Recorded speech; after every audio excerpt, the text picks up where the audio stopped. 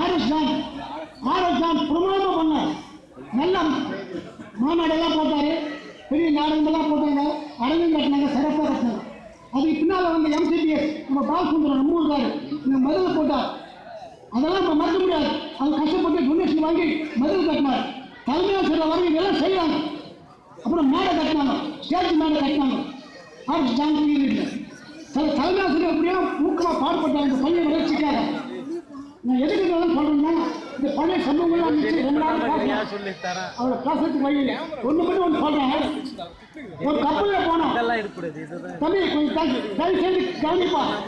முன்னால பாக்குறவங்க தயவு செய்து கவனிங்க. கப்பலில் போறாங்க. கப்பலில் போனா ஒரு பெரிய பாறை போது கப்பல் வந்துடுச்சு. வந்துட்டு ஆள் எப்படி தப்பு போடுன்னு தெரியல. ஒரு ஆள் சேர்ந்த காக்கா வச்சு அது ஒதுக்கிட்டான். ஒரு தீவு, அந்த தீவு கற்பக தீவான் எதிர்க்கிறார். அந்த தீவில் ஒதுங்கினான். தீவில் ஒரு மரம் இருக்கு. குளிச்சாரு.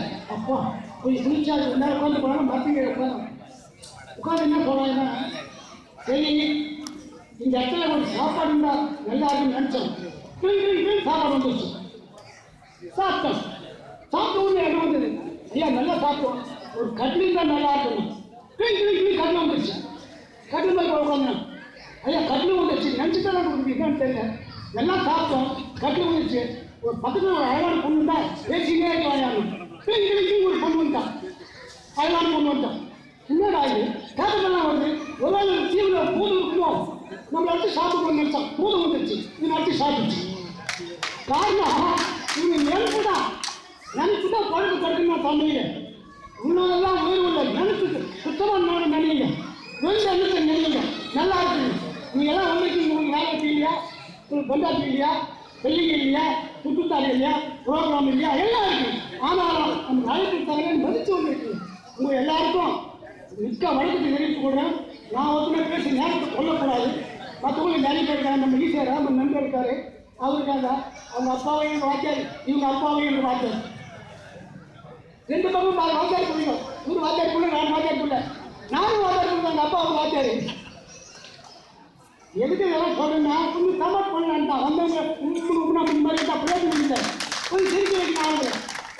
அதுக்காக நான் பேசுறேன். வேற ஒன்றும் இல்லை. ஒரு நாள் ஜெகதல்புக்காக ஒரு படம் ஓடுது. உங்களுக்கு பார்த்துருக்கு டூரிங் கைஸில். அந்த படத்தில் போய் பார்த்தேன். பார்த்தா காலை தண்ணிக்கு 4 பேர் குளிக்கிறாங்க. இந்திரகுமாரி, வாயுகுமாரி, பத்மகுமாரி. அந்த கதாநாயகி சின்னப்பா அவர் என்ன பண்ணுறாங்க, பொருளெல்லாம் எடுத்துட்டு போய் கடைசியாக ஒழிச்சு வச்சிடணும்.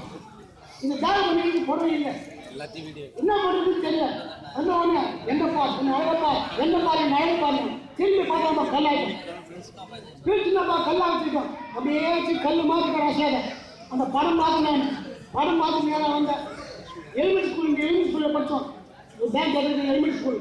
எலிமெண்ட் ஸ்கூலில் ஒரு பூவரசு மரம். அந்த கல்லில் காலம் மாட்டின்னு தோங்குறேன். ஹெட்மாஸ்டரோட லட்சுமணி வந்தார். பார்த்தா டக்குன்னு ஒரு சப்பாத்தி கட்டி போட்டுருந்தாரு. பார்த்தோன்னா டாய் அவங்க மட்டும் சொல்லுங்கடா ஹெட்மாஸ்டர் பண்ணார். ஹெட்மாஸ்டர் போனேன். எப்படி அடிதான் போறாரு, என்ன பண்ணுறது தெரியல அப்படின்னு அசியாதுன்னு அது வீட்டுல பண்ணா சொல்லி கல்லு மாதிரி அதே மாதிரி சின்ன பார்த்து அப்படியே நீங்க அசையில பண்ணிவிடும். நொட்டி பார்த்தா பார்த்துட்டு அது ஜெகதல்புரா படம் பார்த்து அறியல. ஆமா இல்லை நான் கூட பார்த்துருந்தேன் பார்த்தேன் அப்படின்னா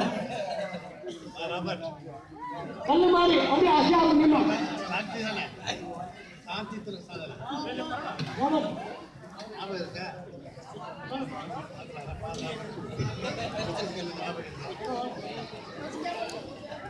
இப்படி அந்த காலத்துல ஆசிரியர்கள்லாம் பார்த்து நிறைய பேர் இருக்காங்க. அவங்க சொல்லிட்டாங்க. நான் ஒன்று சாப்பிட்டு இல்லை. அவங்க எல்லாமே பண்ண போடுவோம்.